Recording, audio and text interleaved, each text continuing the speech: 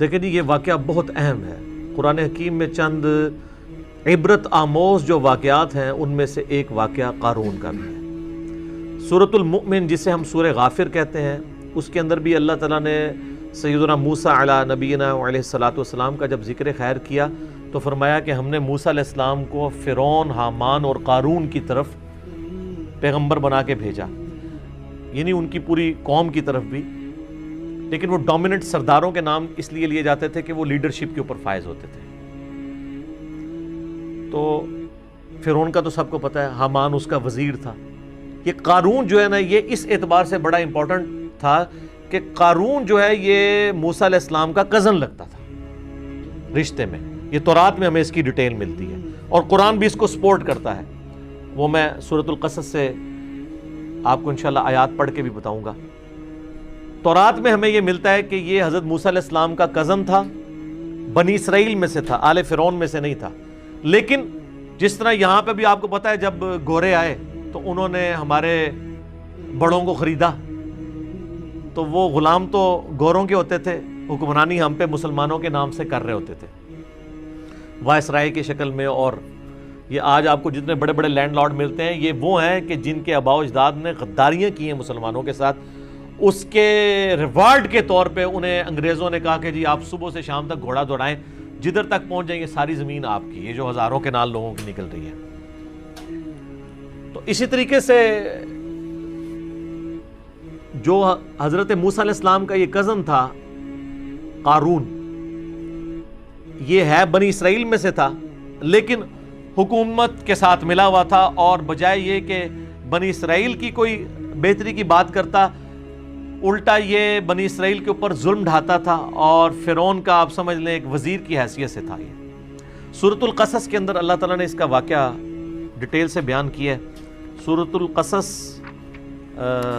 سورت نمبر ہے 28 اور پارہ نمبر 20 کے اندر آپ بالکل اینڈ پہ چلے جائیں نا، آیت نمبر 76 سے آنورڈ۔ اعوذ باللہ من الشیطان الرجیم، بسم اللہ الرحمن الرحیم۔ ان قارون کان من قوم موسیٰ، بے شک قارون موسیٰ کی قوم میں سے تھا۔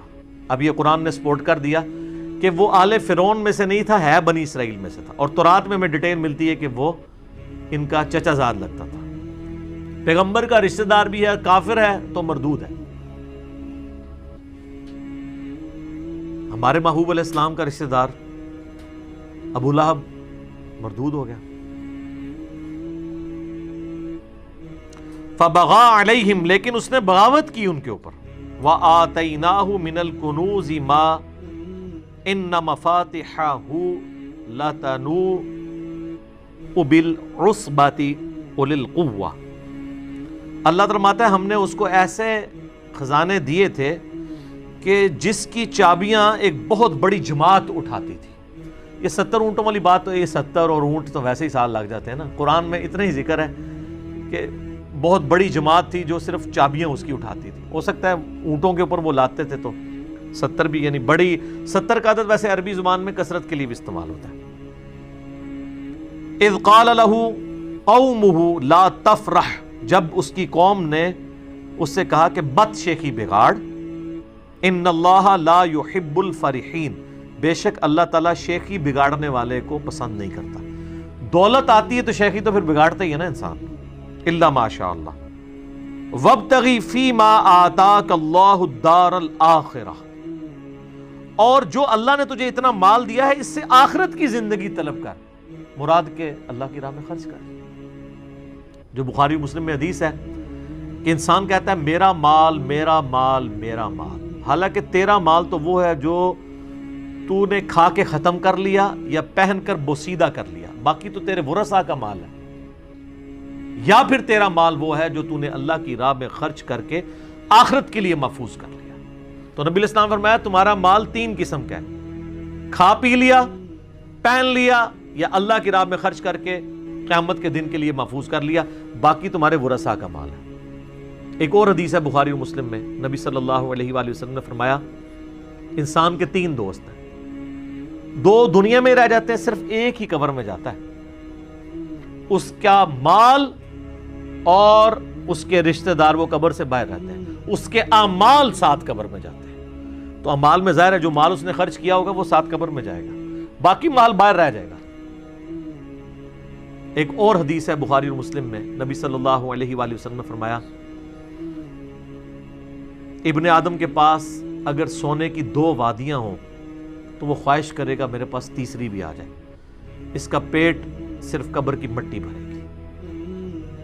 اسی لیے بخاری اور مسلم دونوں میں آتا ہے, نبی صلی اللہ علیہ وآلہ وسلم نے فرمایا اے اللہ محمد اور آل محمد صلی اللہ علیہ وآلہ وسلم کو بس اتنا ہی رزق دینا کہ ان کی روح اور جسم کا رشتہ برقرار رہے, یعنی سبسسٹنس لیول کے اوپر. اور ایک اور حدیث بخاری اور مسلم میں, اور یہ مزے کی بات ہے جتنی میں نے حدیثیں بیان کی یہ متفقن علیہ ہیں, بخاری میں بھی ہے مسلم میں بھی, یہ کہانی شریف نہیں ہے, بیسٹ کتابیں جو ہیں ان میں. اور وہ ہے واقعہ ایلا والی حدیث جو نبی علیہ السلام 1 مہینے کے لیے اپنی بیویوں سے ناراض ہو گئے تھے اس بات کے اوپر کہ انہوں نے زیادہ نان و نفقہ ڈیمانڈ کیا تھا. زیادہ کیا تھا؟ کچھ بھی نہیں تھا زیادہ, لیکن وہ نبی علیہ السلام کے فقر کے اعتبار سے زیادہ تھا. تو سورۃ الاحزاب کی آیات نازل ہوئی کہ اپنی بیویوں کو اختیار دیں کہ میں تمہیں مال دے کے چھوڑ دیتا ہوں, اور اگر تم اللہ اور اس کا رسول اور آخرت کا گھر چاہتی ہو پھر اسی غربت میں نبی علیہ السلام کے ساتھ گزارا کرنا ہے. پھر حضور نے ایک ایک بیوی کو آ کے آفر دی, سب نے اللہ اور اس کے رسول کو چوز کیا الحمدللہ. تو اس حدیث میں آتا ہے وہ جو نبی علیہ السلام 1 مہینے تک ناراض ہو کے اپنی بیویوں سے چھت پہ چلے گئے, تو حضرت عمر فاروق جب ملنے کے لیے گئے تو نبی علیہ السلام ایک چٹائی پہ لیٹے ہوئے تھے, آپ کے اوپر کرتا بھی نہیں تھا, صرف تہمت باندھی ہوئی تھی. اٹھ کے بیٹھے تو چٹائی پہ جب نشان چٹائی کے جسم پہ دیکھے تو حضرت عمر کی آنکھوں سے آنسو نکلے. کہا یا رسول اللہ آپ اللہ کے رسول ہیں اور کیسر و کسرا دنیا کے مزے لوٹ رہے ہیں, اتنی بڑے بڑے ان کے محلات ہیں, اور آپ تو اللہ کے رسول ہیں, یعنی آپ کو یہ سب کچھ ملنا چاہیے تھا. تو نبی علیہ السلام نے بہت زبردست جملہ بولا. آپ فرمایا عمر لگتا ہے کہ دنیا کی حقیقت ابھی بھی تجھ پہ نہیں کھلی. کیا تم اس بات پہ خوش نہیں ہو کہ کیسر و کسرا یعنی رومن اور پرشین امپائر کے جو شہنشاہ ہیں وہ دنیا کے مزے لوٹیں اور ہم آخرت کی سعادت لوٹ لیں. اندازہ کریں آپ, حضرت عمر کو کہا جا رہا ہے ابھی لگتا ہے دنیا کی حقیقت تم پہ نہیں کھلی, لیکن سر اس واقعے کے بعد پھر حضرت عمر پہ کھل گئی. سر پھر ان کا ڈنڈا اتنا سخت تھا کہ جتنا عرصہ وہ رہے ہیں نا, نہ خود حرام کھایا نہ کسی کو کھانے دیا. اس لیے اللہ تعالیٰ نے ان کے دور میں رومنز اور پرشینز کو گرایا ہے. ٹھیک ہے, تو جنہوں نے حضور کی صحبت کی ہوئی تھی ان کو پتا تھا کہ نبی علیہ السلام کی زندگی کتنی فقر میں گزری ہے, ان کو دنیا کا مال دھوکہ نہیں دے سکتا تھا. بہرحال اس واقعے کی طرف واپس آئیں, سورہ قصص والا. تو اس کے ساتھیوں نے کہا کہ تجھے جو اللہ نے دیا ہے نا اس سے آخرت طلب کر, وَلَا تَنْسَ نَصِيبَكَ مِنَ الدُّنْيَا, اور دنیا میں بھی جو تو نے خرچ کرنا ہے اپنے لیے لوگوں کے اوپر اس کو بھی بے شک مت بھول. ہم یہ نہیں کہتے کہ سب کچھ اللہ کی راہ میں خرچ کر دے, اپنا بھی حصہ لے اس میں سے. وَأَحْسَنِ كَمَا أَحْسَنَ اللَّهُ إِلَيْكَ, اور تو لوگوں کے اوپر احسان کر اس مال کے ذریعے جس طرح اللہ نے تجھے مال دیا, یعنی اللہ کے دیے ہوئے میں سے اللہ کی راہ میں خرچ کر, غریبوں کے اوپر لگا.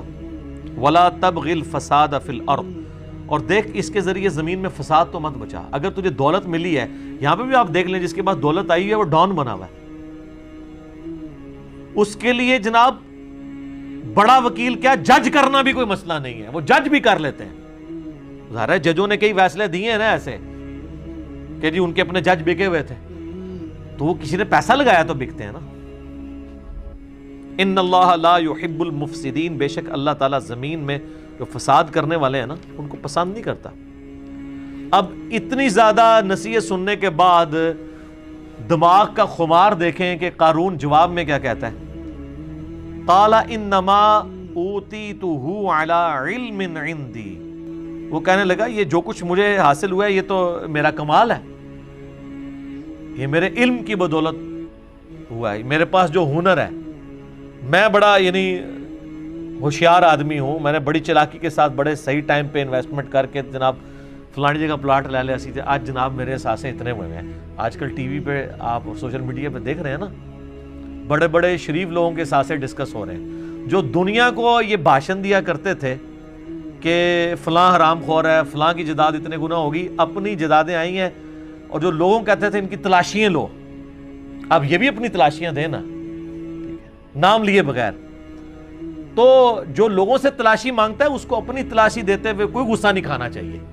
اس کو کہنا چاہیے جناب یہ میرا منی ٹریل ہے, یہ دیکھیں جناب, اس کی بجائے یہ کہنا شروع کر دے نہیں اس نے بھی دیکھو. یہ وہی ہے کہ پتر تو کیوں فیل ہویا, ابا جی تھوڑے دوست دا منڈا بھی فیل ہو گیا. بھئی اگر ابا جی کے دوست کا بیٹا فیل ہوا ہے تو اس کی وجہ سے تیرا فیل ہونا جسٹیفائی نہیں بیٹا, یہ کوئی جسٹیفیکیشن نہیں ہے. بہرحال وہ کہنے لگا میرے پاس علم ہے خاص جس کی وجہ سے میں نے, اسی لیے ہمیں دعا سکھائی گئی ہے. سنن ابن ماجہ میں حدیث ہے نا کہ فجر کے بعد نبی علیہ السلام کیا دعا کرتے تھے, اللہم انی اسألک علما نافعا ورزقا طیبا وعملا متقبلا. میں ایسا علم تجھ سے مانگتا ہوں جو نفع مانگتا ہوں, اور رزق مانگتا ہوں جو پاکیزہ ہو, اور عمل ایسا مانگتا ہوں جو تیری بارگاہ میں قبول بھی ہو, ریاکاری کی نظر نہ ہو جائے. کتنی پیاری دعا ہے. علم نفع والا, نقصان والا نہ ہو. علم دین بھی نقصان بن سکتا ہے اگر آپ اس کو بیچنا شروع کر دیں, اور عمل بھی, نیک عمل بھی آپ کے لیے نقصان کا باعث بن سکتا ہے اگر اس کے اندر ریاکاری آ گئی, دکھلاوا آ گیا. یہ تو پھر لادہ سے ایک ٹاپک ہے. اللہ تعالیٰ فرماتا ہے اولم یعلم ان اللہ قد اہلک من قبلہ من القرون, کیا قارون نے یہ نہیں دیکھا تھا کہ بے شک اللہ تعالیٰ نے اس سے پہلے بھی کئی قومیں ہلاک کر دی. من ہوا اشد منہ قوۃ واکثر جمعا, جو اپنی قوت اور مال جمع کرنے کے اعتبار سے قارون سے بھی زیادہ مال تھا ان کے پاس. اللہ تو وہ ہے جس نے ان کو بھی ہلاک کر دیا تھا, تو یہ قارون کو اپنے جو مال کے اوپر اتنا بڑا زوم ہے یہ کس بنیاد پہ تھا.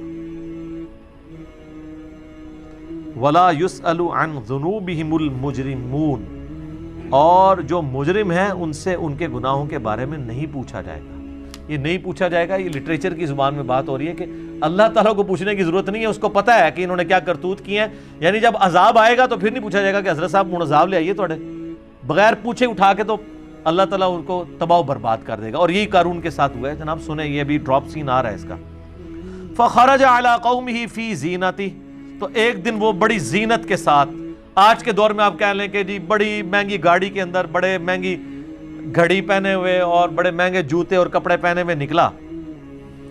قال الذین یریدون الحیاۃ الدنیا, تو وہ لوگ جو دنیا کی زندگی کے طلبگار تھے وہ کہنے لگے یا لیت لنا مثل ما اوتی قارون, کاش ہمیں بھی اتنا مال ملتا جو اللہ نے قارون کو دیا. یہاں پہ بھی آپ دیکھ لیں نا, کسی کی فلم بھی کامیاب ہونا وہ کہتا ہے اللہ کا فضل ہے. جس نے حرام خوری سے بہت زیادہ پلاٹ بنا لیے وہ بھی کہتے ہیں جی اللہ کا فضل ہے, تھوڑے سے مال میں اللہ نے برکت دی ہے, میں تے کچھ بھی نہیں سا, وہ فضل ہے. تو ڈیپ ڈک کرو تو پھر تمہیں پتہ لگے نہیں کتنے کتنے کام پائے نے اتنے تک پہنچنے ہستے ہیں. بعض لوگ ناراض ہوئے ہیں, میں نے یہ جو دعویٰ کیا تھا نا کہ جو بھی ارب پتی ہے نا میرے بھائی, کہیں نہ کہیں اس نے ڈنڈی ماری ہے. رزق کے حلال رزق کے اوپر کوئی شخص اتنا اوپر نہیں کبھی جا سکتا, کہیں نہ کہیں اس نے کمپرومائز کیا ہے اصولوں کے اوپر. تو اس کے نا جواب میں کئی لوگوں نے نیچے کومنٹس کیے کہ علی بھائی اس کا مطلب ہے آپ یہ کہہ رہے ہیں کہ حضرت عثمان نے بھی کیا ہے. یہ یار بات کر رہے ہیں تو آٹے بابیاں دی, تسی پہنچ گئے ہو خلفائے راشدین ہوتے, ٹھیک ہے, ہم تو آپ کی بات کر رہے ہیں. ان کی تو سند نازل ہوئی ہے قرآن و سنت میں, اور دوسرا ان کے پاس وہ مال نہیں تھا جو آپ کے پاس مال ہے. خلفائے راشدین کا تو سارا مال جمع کریں تو ایک ایک پراپرٹی ڈیلر کے پاس اس سے زیادہ مال موجود ہے. تو ان کی مثال آپ لوگ کیوں دیتے ہیں؟ آپ اپنی بات کریں کہ آپ نے کہیں نہ کہیں جو ہے وہ لوگوں سے ناجائز زمینیں ہتھیا کے اپنے مال کو ڈبل کیا ہے, کہیں پہ سودی قرضے لیے ہیں, کہیں بدماشی سے ہتھیایا, کہیں پہ فائلوں کو پہیے لگائے ہیں. تو خود بول کے لوگ کہتے ہیں. تو کہنے لگے کاش جو قارون کو دیا گیا نا اس طرح کا فضل ہمارے پہ بھی ہوتا. انہو لذو حظ عظیم, یہ تو بڑا قسمت کا دھنی ہے, اللہ نے اس کو اتنا دیا, اللہ نے دیتا ہے نا جی, تو ہم تکلیف ہے سانو نہیں تکلیف, جہدے کول ہے نا انہوں ہی تکلیف کٹنی پینی آخرت وچ. وقال الذین اوتوا العلم, اللہ تعالیٰ فرماتا ہے جو علم والے تھے نا, یہاں اب آپ کو پتہ چلا ہے کہ دولت کے اوپر لگام علم کی ہونا پھر انسان صحیح رہتا ہے. اللہ تعالیٰ فرماتا ہے جن کو اللہ نے علم دیا تھا نا, جب انہوں نے ان کی یہ بات سنی نا کہ یہ بڑا خوش نصیب, انہوں نے کہا ویلکم ثواب اللہ خیر لمن آمن وعمل صالحا, ان کا تمہاری خرابی ہو, اللہ کے حضور جو اجر ہے وہ اس سے بہتر ہے ان لوگوں کے لیے جو ایمان لائے اور نیک اعمال کیے. وَلَا يُلَقَّاهَا إِلَّا الصَّابِرُونَ، لیکن اس کو وہی لوگ حاصل کر پائیں گے جو صبر کرنے والے ہیں. ایک یہ معنی ہے، اور دوسرا معنی یہ ہے کہ اس حقیقت تک وہ لوگ پہنچیں گے، اس علمی حقیقت تک کہ یار اصل زندگی تو آخرت کی زندگی ہے، جو صبر کرنے والے ہیں. دونوں معنی بیک وقت درست ہیں. دنیا تو ساری صبر پہ چل رہی ہے، پورے کا پورا دین، پوری کی پوری زندگی صبر ہے. 3 چیزوں پہ آپ نے صبر کرنا ہے. اللہ کی طرف سے شریعت کی پابندی جو ہے نا، اس پہ صبر کرنا ہے. فجر کے وقت اٹھنا، سردیوں میں غسل کرنا، گرمیوں کے روزے رکھنا، صبر کرنا پڑے گا.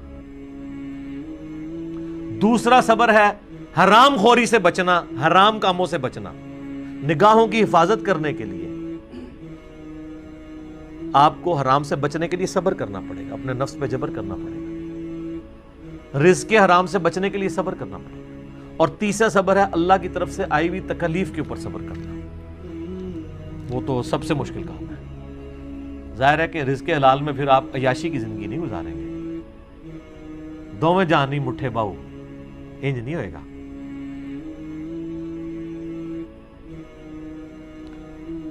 فَخَسَفْنَا بِهِ وَبِدَارِهِ الْأَرْضِ، تو اللہ تعالیٰ مارا ہے ہم نے اس کو اس کے محل سمیت، خزانے سمیت زمین میں دھسا دیا. فَمَا كَانَ لَهُ مِنْ فِئَةٍ يَنْصُرُونَهُ مِنْ دُونِ اللَّهِ، پھر اس کے پاس کوئی ایسی فوج نہیں تھی، کوئی ایسی جماعت نہیں تھی جو اللہ کے مقابلے پہ اس کی مدد کر سکتی. وَمَا كَانَ مِنَ الْمُنْتَصِرِينَ، اور نہ ہی وہ بدلہ لے سکتا تھا کوئی اللہ تعالیٰ سے اس کے اس معاملے میں. سر وہ 30ویں پارے کے اینڈ میں بھی آیا نا، اللہ فرماتا ہے ہم نے قوم سمود کو تباہ کر دیا. وَلَا يَخَافُ عُقْبَاهَا، اور ہمیں کوئی ڈر نہیں ہے اگر ہم نے کسی کو برباد کر دیا کہ کوئی آگے ہم سے بدلہ لے لے گا، کیونکہ ہم جس کو کر گزرے تو ہم سے تو کوئی نہیں پوچھ سکتا. یہ وہی چیز ہے، اللہ تعالیٰ ہمارے کوئی اس کی مدد نہیں کر سکی جماعت. اب آگے دیکھیں کیا ہوا.